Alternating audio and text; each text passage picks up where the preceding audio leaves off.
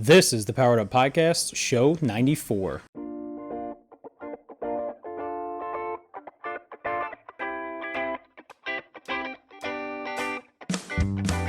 Welcome to a real-world education with insight and advice from teachers in the game, where current and former educators reveal what truly sets apart the great teachers and what it takes to make a positive impact on students. Whether you're in pre-service learning, new to the game, or a seasoned veteran, this is the show for you.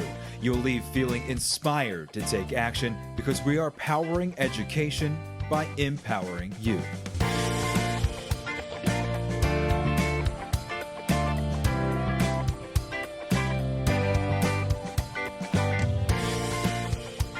Hey, what's going on, everyone? This is Ken Erman, host of the Powered Up Podcast, and I am here without my co-host, Mr. Matt Rogers, and I am coming to you live from the Teach Better 2022 conference. So this episode, along with the next one, is going to be completely different than what we've done before. I had the opportunity to attend an amazing conference put on by the Teach Better Network. It's called Teach Better 2022. I'm here in Akron, Ohio, and I was a part of this awesome podcast row where there were other podcasters here recording live, and I was able to sit down and have short, fast, amazing conversations with people presenting and attending this conference. And so you're going to hear some of my conversations in this episode, and then in show 95, you will hear the rest of the conversations that I was able to engage in. And so for our introduction today, what I first want to highlight is consider going to conferences. Consider going to this Teach Better one next year, wherever and whenever they do host it. But look at your area. What conferences are in your local network? What conferences are maybe a little bit farther away, or maybe even you have to fly to? But consider looking at these conferences. Find ones that fit your niche or will put you outside of your comfort zone a little bit. Talk to your administrators about supporting you going, funding you going, and just go for it and try. The worst thing that they can say is no. Consider putting in an application to present. Sometimes that can help you get there at a little bit of a cheaper price point, as well as just putting yourself in a different situation. What's great about conferences is the ability to sit down and network with teachers and just talk to teachers. Go to social events, go out to have dinner with them. Just sit down and have great conversations, learn about what they do, learn about why they do it, and just walk away with great strategies and ideas that you can bring to your classroom. So I'm going to turn over, and we're going to hear from a few different guests that I was able to sit down and talk to at the Teach Better 2022 conference. This podcast is a proud member of the Teach Better Podcast Network. Better today, better tomorrow, and the podcast to get you there. You can find out more at teachbetter.com/podcast. Now let's get back to the episode. So we are here live at the Teach Better 2022 conference, and I'm sitting down in podcast row. So it's an awesome setup where there's a lot of different podcasters here where teachers and attendees can come and sit down and have a conversation with me. So this is actually my first one. So please introduce yourself to our audience. Let us know where you come from and what your role and connection into education is. Right. My name is Scott Gillespie. I'm a retired police detective and presently serving as a truant officer assigned to schools through the courts and the Downriver, Detroit, Michigan area. Okay, so retired police officer, not an educator at all in terms of the traditional sense. Correct. But what is your role in school districts, and what is your role in the lives of students in terms of supporting them? I do things a little different. The exclusionary punishment that officers are known for, the punitive, taking them to court. I do more of a restorative mentoring. It's different. It's a different approach. And instead of fines and costs and probation, I have programs specific for kids that they complete the programs and they benefit from them. It's anything from they'll go to the dog pound and help out there. I have an actual film program that these kids get assigned to, and they learn, film. And then we have, anger management. We have those things, but it's a different approach, and I'm with them the whole time. And a lot of times through this programs, they stay with it after, and especially the film program. And it's the Downriver Detroit Student Film Consortium. And that program is for at-risk kids, abused kids, kids that made bad decisions. All the kids have faced some kind of adversity in that program, and that's our strongest program, Right. with the best effect. But we've experienced, as far as recidivism, a drop 80% plus. Wow. Yeah, the kids aren't repeating the same things. I am a firm believer in the school to prison pipeline. Police officers can come in and get a kid in the system, and it's a hard test to get out. Right. This way, they're learning something. They're building a rapport, and instead of that strike three method, I'm unconditional. Right. I stay with them. Right. So what advice would you have for a teacher that maybe isn't working with as an adverse population that you're working with, but just a student in their classroom in general that is struggling to be engaged or is struggling to show any effort towards completing assignments, participating in the class? There's clearly maybe a little bit of a struggle in the home life, but just they're struggling to be their best. What advice would you give to teachers in terms of mentoring that relationship and trying to build that student up in a positive way? It's going to take a little more effort. In my experience, you got to peel back the layers. It's an onion. Right. And kids act out for reasons. Right. And an example, when a kid's bullying another student, it's hands across America for the victim. Right. Okay. And when we got to concentrate on the bully, why he's acting that way, and it usually comes from the home. Right. Kids aren't historically sociopaths. Right. At a young age, is something that's developed over years of lying, but I just. So how do you peel back the onion? What are some strategies? You got to build a rapport. You got to find out what their strengths are. I go around school districts and I find teachers like, what kind of hobbies do they do? What I do is I used to build models as a kid, and sometimes I build models with these kids. The filmmaking, those kind of things. But teachers, collect coins, anything besides education that you could turn a kid onto to build that relationship. And so trying to encourage them to find a hobby and finding it with them. Yeah, and you find it with them, and you do it with them, and you build that rapport, and you got to stick with it. I'm not an administrator, and I'm not in a classroom. I was a DARE officer for quite some time. But, that kid that just disrupts the whole education process, one kid that can find somebody in your school district that could reach out to this kid, build that. Right. Local businesses will help these kids, go help out at the florist shop, and it's beneficial. So what do you see as some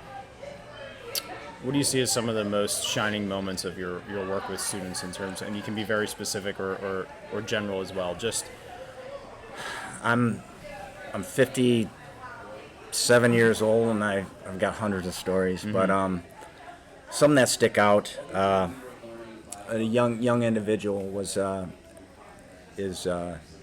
good. Oh. Yeah. A young individual, he was sent down to the office, throwing something in the classroom. The principals weren't in, so they sent the kid to my office. And I liked him right away. I liked him. And he was mischievous. He pushed the boundaries. So, instead of getting him in and chewing on him for what he did, I said, "What's your favorite comic character?" And he said, "The Arrow." And we started building this relationship. And we talked, and then I ended it, culminated with, "What'd you do? Why'd you do it? You think it's a good idea?" No. You gonna do it again? Okay. So I'm thinking about this kid, and I'm like, why does he look familiar? Why does he look familiar? Well, when I was a police detective, I had a case, attempted homicide, and he was 5 years old at the time in that household, him and his 7-year-old brother, and watched this terrible thing happen. And it's crazy how the universe you cross paths. Right. And So this kid went into my film program. The mother remembered me. She appreciated, and we're like family, you know. And just looking in, peeling back the layers. You know, several stories of that nature. Right. That's incredible. So whenever we have guests on our show, we always like to ask, we call it our exit ticket, same 4 questions we ask every guest every week. So I'm going to ask you a couple of them to wrap up our time here. So let's go with, what is the best advice you have ever received, whether it be from a colleague, a supervisor you had, or even a student that you've worked with? The best advice came from a principal. It's actually a presenter here today. When I was working with the kid early, when I got into the schools, she said, don't do the strike 3 method on him. You know, don't quit on him because everybody else has. You know, so that impact opened the door for this restorative mentoring that I do. I've always mentored kids. I've always done things, but now it's unconditional. So that's awesome. What is the best thing a teacher can do to make a student's school experience better?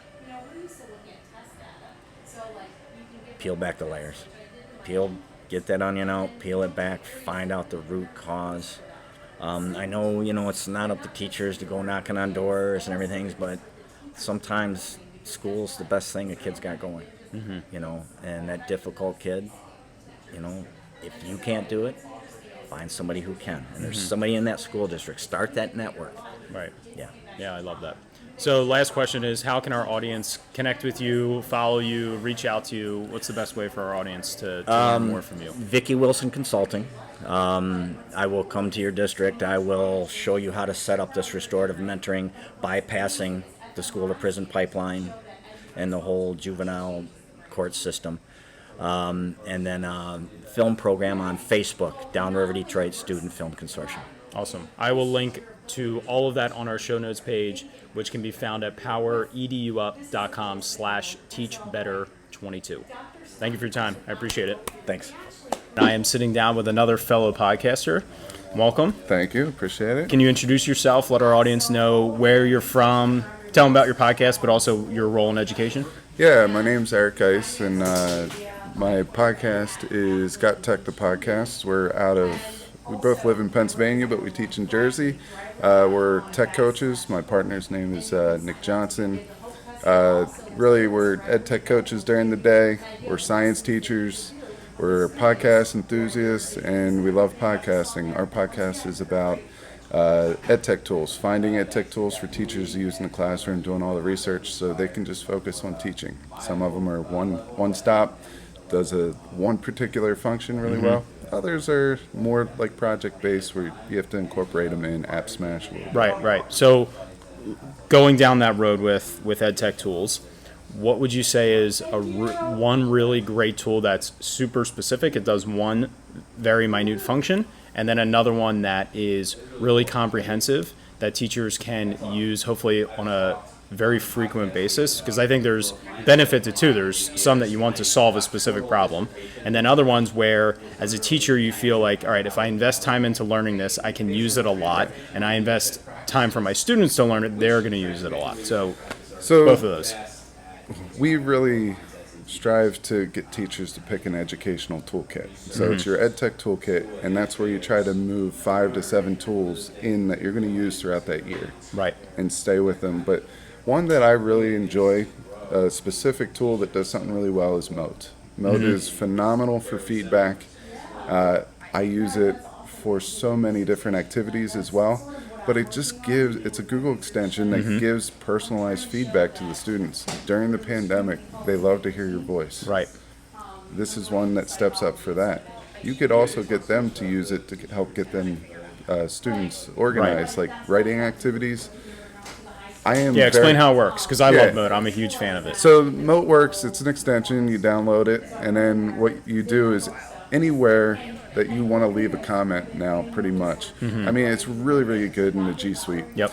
But in a Google Doc, if you want to leave a comment, you go to the comment, and then the Mote symbol pops up. You click on it, and you leave your audio feedback. Yep. Same thing. Google Slides has its own little button within Google Slides. You can leave feedback. So the opportunities are endless. Take a Google slide, you have students put whatever they need on there, and then they use Moat to make it a gallery walk of their slide. Right. That's an easy use, right? Yep.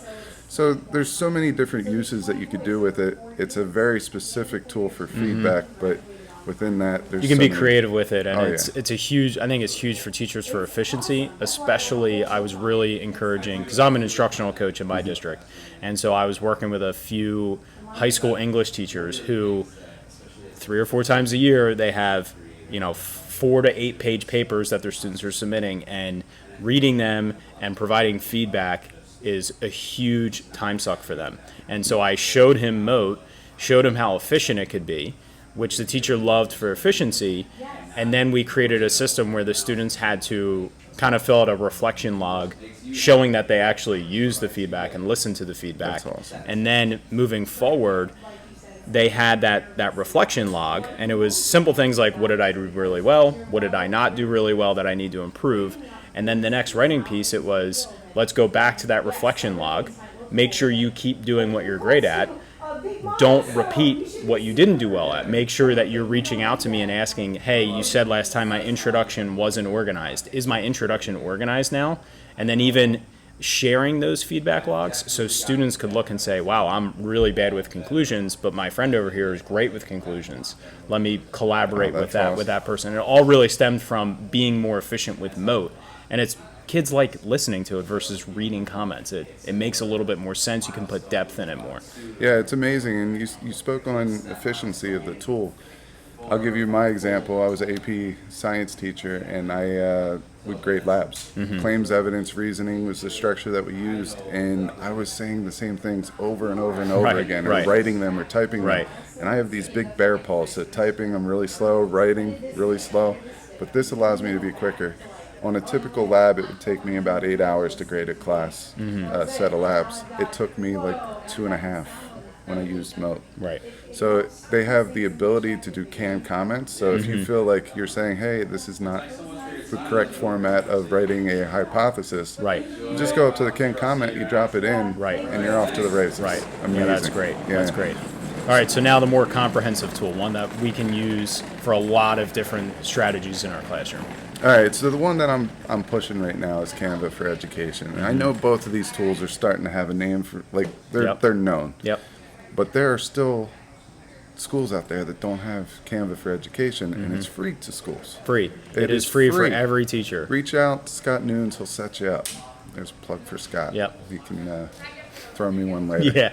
But so Scott just started working there, and I was like, hey, can you help me get this set up? My district, we don't have it. We all use it in some capacity, but I really want to get the students involved. Students can make anything. Teachers can make anything. And now they're incorporating video editing and screencasting. Yep. I mean, mind blown. Yes. This is a tool that can make a difference with that whole technology divide. Yep. Because as long as we can somehow find a way to get devices into kids' hands, this is a game changer tool. So if you do not have it, you're an educator, you're in a school district, make sure you grab that one because that's just amazing. Yeah, it is. It's a tool that I didn't use a lot up until probably about last year. And now, like you said, seeing that there's doing video and screencasting, I'm not a tech coach, but I've always incorporated technology in my classroom. And the thing I've come to learn over the years is free isn't always the best. Canva is free for educators, but it's a paid platform. And even if you are paying for a platform, the benefit is there's somebody making money off of this, so they're going to continue to enhance and develop the product, hopefully, versus like if you find the light version of something, next year that thing's gone, and now you have to start the process over. But for Canva, teachers can either just prove that they're a teacher by like submitting like their teaching certificate, and they can get it free for them individually, but work with your district, work with a tech coach or an instructional leader, because they can work with Canva to get it unlocked for everybody instantly. So like ours is open for every teacher. It's now in our single sign-on. So teachers don't have to do anything to get that premium account, and it's the same for students. They all have it. Yeah, it's amazing that type of tool is free. Right. But I think they get it. I mean, by us educating our students now, especially using Canva, they're really hoping that after school is out, Right. that those free accounts turn into their paid accounts. Right. When they're in the business world, you know? Yeah, and that's their thing. And I used Canva this morning for Chad's keynote. I took Right. a picture of him. I put it in a nice frame. I added some text. I put it on Twitter. Yep. It was super easy to use. The Yep. mobile version is super easy to use, and it's just one of those go-get-them tools. Yep. So yeah, I mean, sometimes it's good to also, as districts are trying to look to spend their money and stuff, don't be afraid to reach out and ask for free trials to Yep. these companies. Absolutely. So I also have a little side website that Kyle Nemus, Nick Johnson. I had myself- Kyle on our show. Yeah, a while back. I recently listened to that episode, but we have myedtechbundle.com, and during the pandemic, a lot of different tech tools offered free, trials or during Right. that teaching period. Right. Well, our site, it allows you to go in and try to help identify what tools might be worth your EdTech toolkit. Yep. So go onto my EdTech bundle, select some tools. Normally tools give you about 2 weeks to a month, a free trial or whatever. And teachers get busy. Yep. So we spend a day on it, and we really want to go back to it, but life gets busy. We got to Right. grade, whatever. Well, this is going to elongate that trial period for Yep. 2-3 months in some cases. So go check that out. I mean, it's a free service. Yep. Our goal is to just, help both parties. The tools get exposure. Right. And hopefully, if the teachers like them during the trial, they get a subscriber. Right.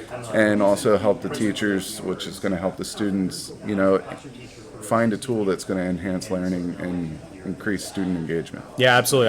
I would definitely check it out. I've used it a couple times, and it's just a great spot to look. Are there tools out there that you're not aware of, right? It's a great resource as a starting point. So I want to wrap up our time here. We have a section called the exit ticket where we ask the same 4 questions to every guest every week. So I'm going to ask you a couple of them. First thing, let's go with what is the best thing a teacher can do to make a student's school experience better? Get to know them. I mean, just really focus those first couple of months. When we came into education, I was always told not to smile until Thanksgiving. Mm-hmm. I disagree with that wholeheartedly. Mm-hmm. Get to know your kids. Get to know how they tick, what they are interested in, and then try to build their educational experience around that through choice or however you want them to be creative. Right. That's awesome. And last question, it's easy to fall into facilitating a repetitive classroom. What do you think separates teachers who are constantly seeking to change, innovate, and just pursue new teaching strategies? I mean, those are your lifelong learners, and that's what we always say we want to be, but I don't feel like every teacher is a lifelong learner. So going to PD conferences and things like that can help change up your style. Don't be afraid to fail. Don't be afraid to take chances. Ask for things. Mm-hmm. I would just say, if you teach any type of subject and you feel like you're in a pattern, get with 3 other teachers and make a big choice board. That's going to vary up the learning, and it's going to allow you to also vary your practice and learn new things. Right, that's awesome. So to wrap up here, just let our audience know again how they can follow you, how they can connect with you in the future. Yeah, you can follow me. The best place is Twitter. That's at Guise Got Teched, Guise Got Teched. And then the podcast is at We Got Teched. And you could always just go over to our webpage, which is gottech.com. Awesome. And I really appreciate your time and having me on. Yeah, absolutely. It was nice meeting you. And we will link to all of that on our show notes page, which can be found at powereduup.com/teachbetter22. Thanks again. Awesome. That was great. I'm here live at the Teach Better 2022 conference, sitting down with another amazing attendee, another amazing guest that I want to get to know. So first of all, welcome. Thank you for joining me. Please officially introduce yourself. Let us know where you're coming from, and let us know what your journey in education has been, because you have a great story related to that. Okay, excellent. My name is Mike Rutherford, and I am the founder and CEO of GOT Learning, which stands for GOT stands for Growth Over Time. And Growth Over Time Learning was built in my classroom from 2015 to 2019, where I needed a tool, or I needed somewhere to be able to capture all of the qualitative learning evidence that my students were creating and we were conversing about, whether it's revisions and rough drafts and the feedback that I provided, and for them to be able to see that so that I could have them own their learning. I came across this idea because I started as a teacher and became a became a technology coach. What was your teaching background? My background is I taught middle school. My first job was teaching 8th grade or middle school social studies. Okay. And then went into being a technology coach back in the very early in the mid 90s. Okay. Then from there became a district technology coordinator on the East Coast. Okay. But had an interesting time. I left there and started the K-12 group at Blackboard, Okay. which is a major LMS. And from that, stayed in the private sector for many years, but eventually returned to the classroom in 2014, where I found a classroom very, very different than what I left. All of my students had a laptop. And that changed so many things because it really increased the amount of qualitative learning data. My students were putting things in Google Docs or in Word. They were emailing me, they were texting me, chatting in Google, to doing podcasts, to doing videos. I mean, it was like an enormous amount of qualitative learning data.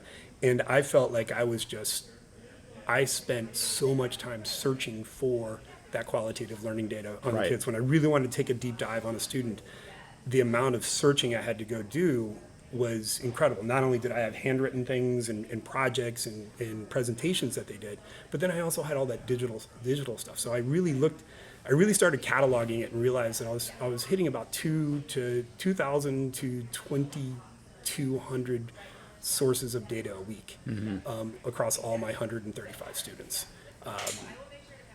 And you can't manage that. Right. I couldn't manage that with the current systems I have. And so that's why I wanted to be able to put everything into one spot. And not only one spot for me, but also one spot for the student. So the student could see and take some ownership or student agency over their learning growth. Right. Because one of the key things is I was working with a student named Martha on a project where she is a literary essay. And she had been working on it, and we did lots of revisions, feedback, peer feedback, more revisions, had to provide some scaffolding with the learning support teacher. And Martha was ready to go home and do her final draft and bring it in 2 days later. And it was the end of the day, and basically I went down to the gym because I was coaching basketball, and I see at the end of the day, after 45 minutes where they had middle school, where they do the middle school clubs and stuff. Right. I went in and I was coaching varsity basketball, and I looked down on the floor, and there's Martha's stack of papers with paper clipped, and she's not around. She left it there, and it would have been cleaned up by the janitorial staff and thrown away. And the tears that would have happened there were incredible. And the amount of work that she put into that, and other people did to provide feedback, and I'm like, what are we doing? Right. Why don't we have one place where all of this feedback, Right. this learning, as the child is learning, is in one spot Right. that they have access to, I have access to, parents have access to, other teachers have access to, so that we could with help with that learning. And that was one of the big impetuses for me Right. to start Got Learning, Right. have that kind of tool. And I think it's the thing that I love that you're highlighting is the students being a part of that. So in my classroom, student-centered learning was the driver force of everything that I did as a fifth grade teacher. And a lot of instruction was based on their performance on specific skills. And most of the time, because when I was teaching fifth grade, I had 30 students and I had 10 laptops. So I needed automatic grading tools to be very efficient, very fast, and because I couldn't have them on the device for a long time. So math and reading were the two big spots that I was doing a lot of data collection. And so very simple example, kids would solve a few math problems on a specific skill, and then they would go to a Google form, and it was either grading their their number response. They would type in just the number answer, or a lot of times that wasn't feasible for the skill that we were doing, so there was multiple choice. And I was very adamant with the students that if you don't see your answer that you got, I don't want you to resolve. I want you to select the last option that's always an option called I don't know. And that means that you didn't know it, you didn't get it. Sometimes the kids told me that they would even pick I don't know, even if they got it right, because they didn't know how they got it right. And so all of that was automatically grading. But the thing that I encourage teachers is open the data conversation up to the students. I wanted the students to know what their scores were. So if it was a unit pre-test, I didn't show them their scores because they were likely to do very poorly. There was no reason for them to see that. But when it was mid-unit checks, mid-skill checks, I showed them their answer or their scores because I wanted them to be aware, were they excelling? Were they still struggling? Were they still working towards that skill? And I would even have students come up to me and say, Mr. Arman, I bombed that check, but I don't think I was paying attention. Do you mind if I try again? Yes, student, you can try learning again. But so I love how your platform is encouraging not only teacher efficiency and organization, which is imperative for teachers, but opening that conversation up to the students as well. So take me back to Mr. Rutherford as a teacher. What was your class like? What if we had a student right here that you taught at one time, let's say before you left for the private sector, Okay. What would they describe your class as? It was, I would say it was a class full of joy. And I thought that was important on the cultural side, is that it needed to be a happy place. We joked around. I was a young teacher, 22 years old, right out of university. And my mom had instilled in me the work hard, play hard, and so I was like, okay, I'm going to do that with the kids. I was like, hey, look, there are times we're gonna have fun, but then we're also going to have to dial it down, which is a very difficult thing to do with middle schoolers, by the way. Dial it down and do what we need to do, and be able to show those things. So it was a class. It was a active class, lots of movement.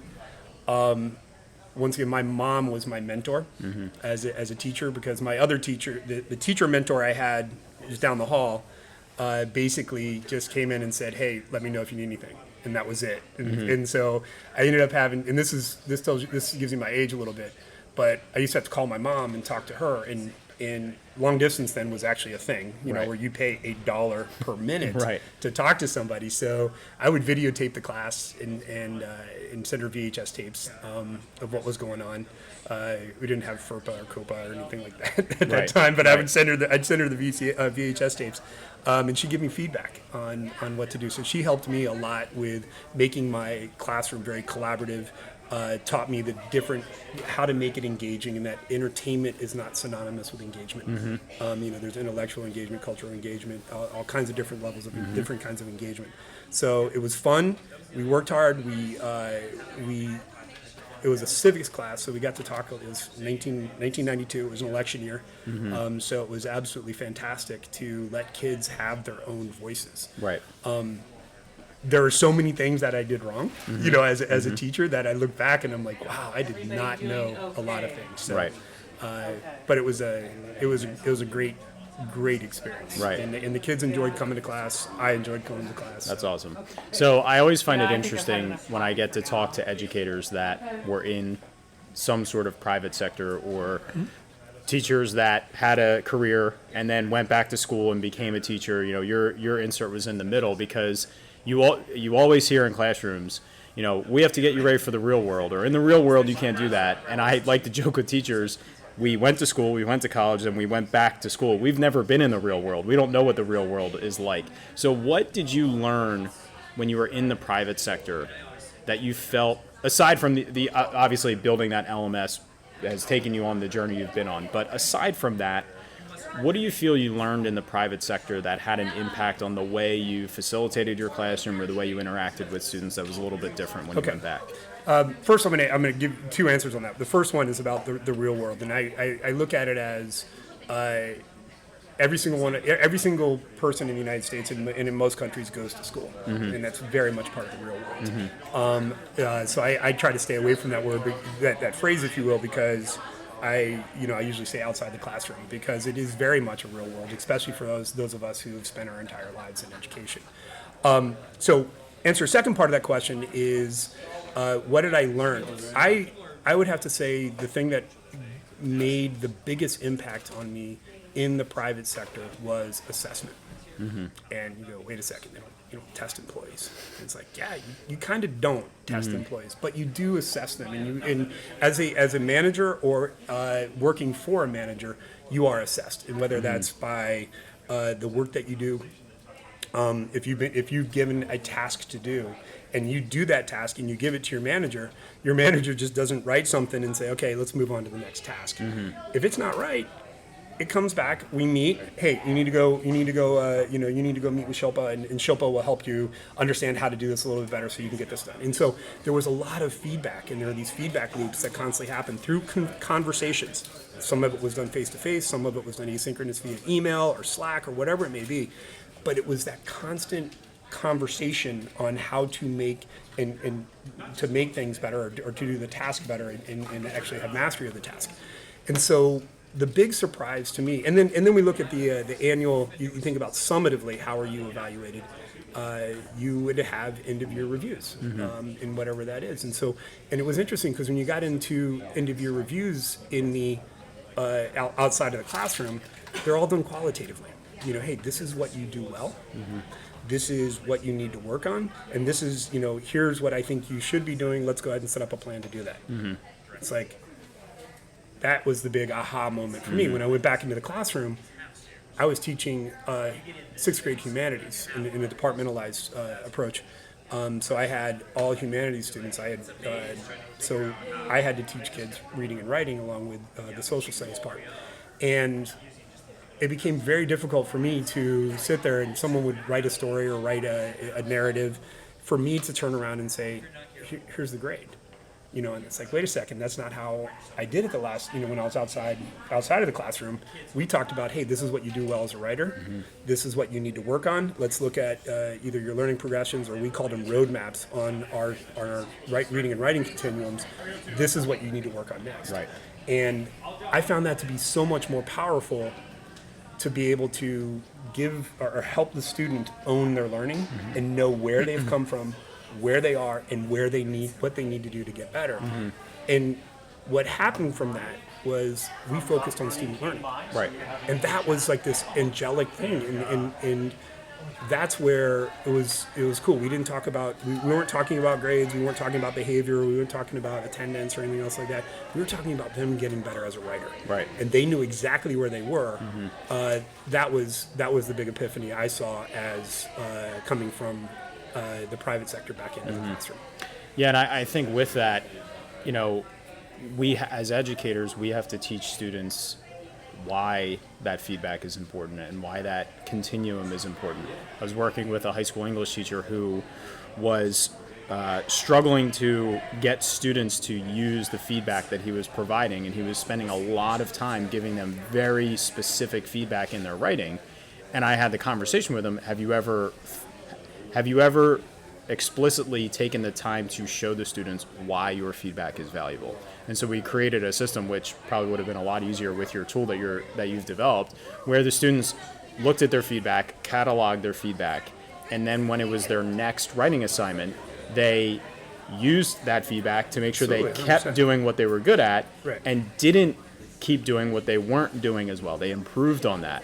And we even set it up so that the students knew each other's feedback. So if I was struggling to use transition words in my writing, and you are great at using transition words, I could use you as a resource, not just my teacher. Right. So really Absolutely. empowering them to work with each other. So I'd love to wrap up our time here with some exit ticket questions. They're the same 4 questions we ask every guest every week, which you're a listener, so you would know that. So I'm going to add math questions to do. No math Okay, questions. cool. No Thank math you. questions. So I'm going to ask you 2. So let's go with this one. So the school year goes in waves, where there are times where we're struggling. It's report card time. It's conference time, where everything outside of teaching is really bogging us down. So what is something that you can say to a teacher in that moment to help them power up? In that moment is,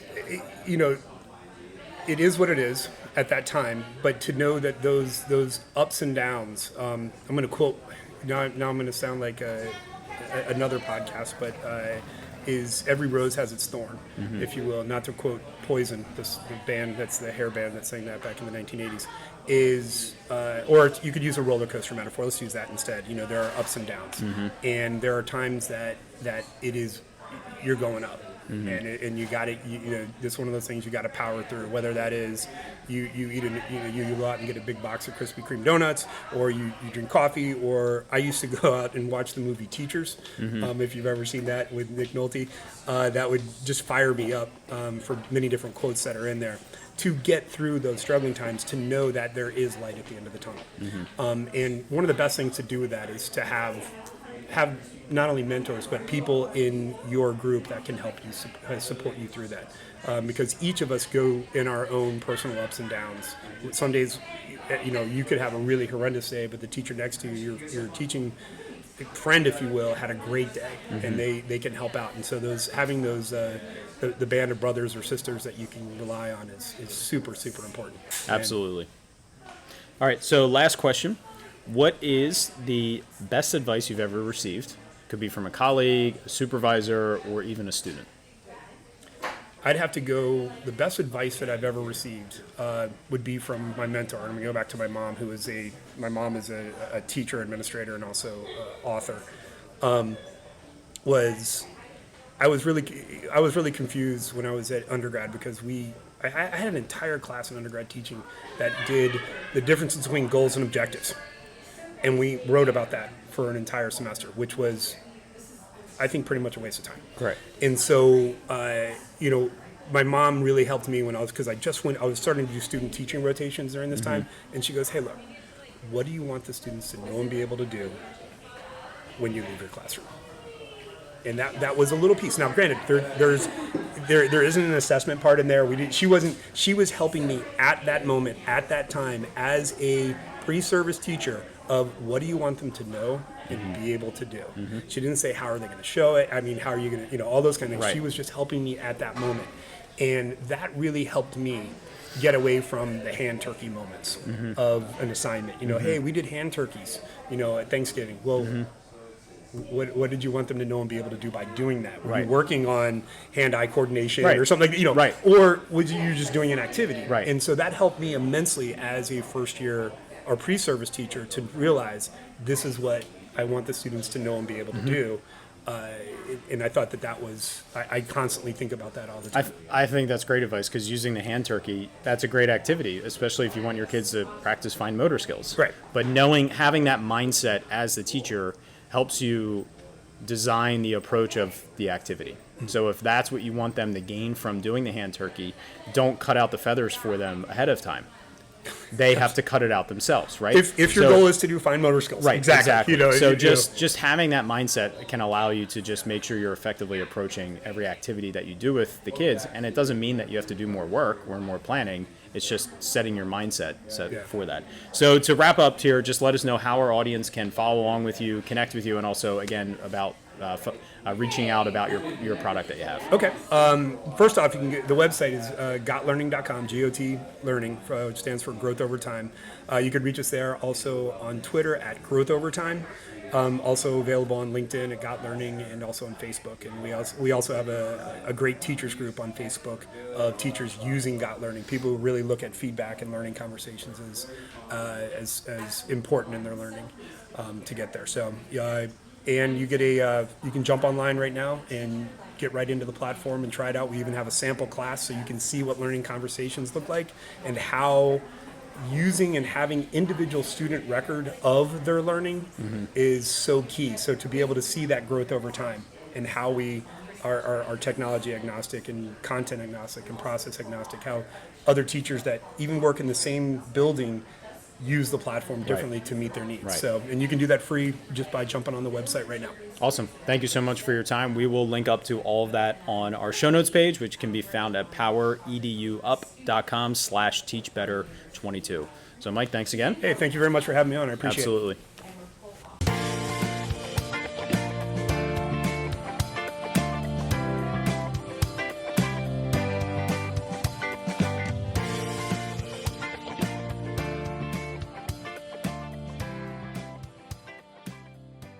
Thank you so much for listening to this podcast. If you haven't already, please subscribe on whichever platform you're listening to or watching us on YouTube. Each week, we get to talk to amazing educators who are making a positive impact on the lives of students, their colleagues, administrators, and education as a whole. It's been such a privilege every week to be able to talk to these incredible individuals, learn from them, grow with them, and better myself and all of education through these conversations. If you haven't already, please consider sharing this with a colleague, someone who can benefit and be powered up from the experience of listening to these incredible conversations. Because of Powered Up, we are powering education by empowering you.